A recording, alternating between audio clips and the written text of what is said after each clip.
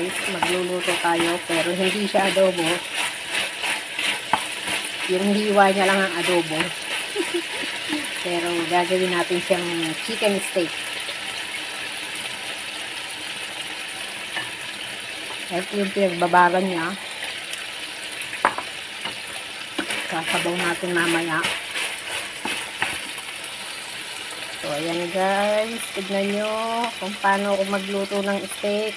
Chicken lang siya, kaya ayan. O, lagyan natin ng sibuyas. Pangkalasa.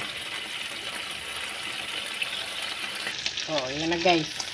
Ibabalik na natin itong pinagbabaran niya. Ang sarap. Ganyan lang siya kadali.